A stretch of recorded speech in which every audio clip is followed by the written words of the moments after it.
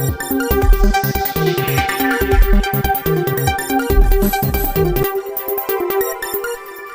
Friends, அஸ்ஸலாமு அலைக்கும். இன்றைக்கி வயசு சம்மந்தமான ரொம்பவே முக்கியமான தகவல்லாம் இருக்குது. பொது மன்னிப்பெல்லாம் வழங்கியிருக்காங்க. ஸோ வீடியோ ஃபுல்லாக பார்த்து உங்கள் ஃப்ரெண்ட்ஸ் எல்லாருக்குமே ஷேர் பண்ணிவிடுங்க. குவைத் நகராட்சி அமைச்சர் என்ன தெரிவிச்சிருக்கிறாங்கன்னா, இந்த ரம்லான் மாதத்தின் முதல் நாள்லேருந்து அனைத்து இடங்கள் முழுவதும் பரவியிருக்கிற தெருவோர வியாபாரிகளுக்கு எதிராக பிரச்சாரங்கள் தொடங்க அழைப்பு விடுத்திருக்கிறதா தகவல் வெளியிட்டிருக்கு. நகராட்சி சுகாதார மையம் அனைத்து கிளைகளிலுமே சுகாதாரம் பேணுவதற்கும் மற்றும் சேதமடைந்த குப்பை கொள்கலன்களை வாரம் மாற்றுவதற்குரிய அவசியத்தையும் வெளியிட்டிருக்கிறாங்க. அடுத்தது என்னென்னு பார்த்தீங்கன்னா, குவைத்தில் இருக்கிற முதியோர்களுடைய ஆரோக்கியத்தை மேம்படுத்துவதற்காக பல திட்டங்கள் வெளியிட்டிருக்கிறதா சொல்லியிருக்காங்க. இந்நிலையில் சுகாதார மேம்பாட்டுத்துறையுடைய இயக்குனர் நாட்டில் வசிக்கிற 65க்கும் மேற்பட்ட முதியோர்களுக்கு தேவையான சேவைகள் அளிக்கிறதுக்கும், அது மட்டும் இல்லாமல் முதியோர்கள் எண்ணிக்கை பார்த்தீங்கன்னா 1,30,524 உயர்த்திருக்கிறதா தெரிவிச்சிருக்கிறாங்க.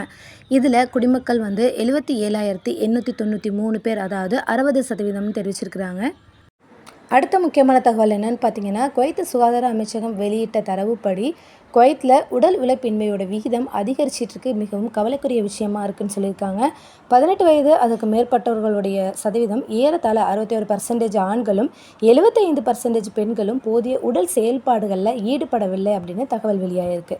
இந்த புனித ரம்லான் மாதத்தில் தனிநபர்கள் தங்களுடைய நடைமுறைகளில் உடற்பயிற்சியை இணைத்துக்கொள்வதற்கு ஒரு வாய்ப்பை ஏற்படுத்துகிற மாதிரியும், மேலும் அவர்களுடைய செயலற்ற தன்மையை குறைத்து ஒட்டுமொத்தமாக ஆரோக்கியத்தை மேம்படுத்துறதுக்கு தேவையான நடவடிக்கைகள் எடுக்கணும் அப்படிங்கிற மாதிரியும் தகவல் வெளியாகிருக்கு. நாடு முழுவதும் உடல் பருமன் மற்றும் நீரிழிவு விகிதம் அதிகரித்து வர காரணத்துக்காக இந்த நடவடிக்கை எடுக்கிறதா தெரிவிச்சிருக்காங்க.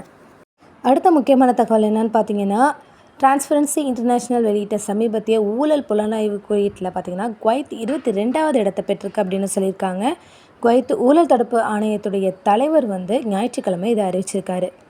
குவைத் நாட்டின் நேர்மையை மேம்படுத்துவதற்கும் ஊழலை எதிர்த்து போராடுவதற்கும் ஒருங்கிணைக்க உச்சக்கட்ட குழுடைய கூட்டத்தில் 2019 தொடங்கப்பட்ட முயற்சியின் அடிப்படையில் இப்போ பல திட்டங்கள் 2024 வரை செயல்படுத்திட்டு வரதா தெரிவிச்சிருக்கிறாங்க.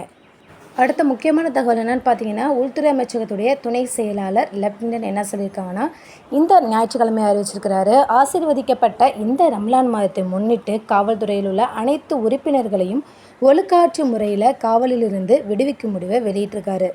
இந்த முடிவு பார்த்தீங்கன்னா, துணை பிரதமர், பாதுகாப்பு அமைச்சர் மற்றும் உள்துறை அமைச்சர் ஆகியோர்களின் அறிவுறுத்தலின் பேரில் எடுக்கப்பட்டிருக்கிறதா அமைச்சகத்துடைய பாதுகாப்பு ஊடகத்திலேருந்து வெளியாகிருக்கு. எம்போடி அதே மாதிரி ஆசீர்வதிக்கப்பட்ட இந்த ரம்லான் மாதத்தை முன்னிட்டு ஒழுக்காற்று காவலில் உள்ள அனைத்து வீரர்களையும் விடுதலை செய்கிறதா பாதுகாப்பு அமைச்சகம் அறிவிச்சிருக்கிறாங்க. ஓகே ஃப்ரெண்ட்ஸ், இது போல் பல முக்கியமான தகவல்களை உடனுக்குடன் தெரிஞ்சுக்கணும் அப்படின்னா நம்ம சேனலை மறக்காமல் சப்ஸ்கிரைப் பண்ணிவிடுங்க. அப்படி உங்கள் ஃப்ரெண்ட்ஸ் எல்லாருக்குமே ஷேர் பண்ணிவிடுங்க. தேங்க்ஸ் ஃபார் வாட்சிங். பை.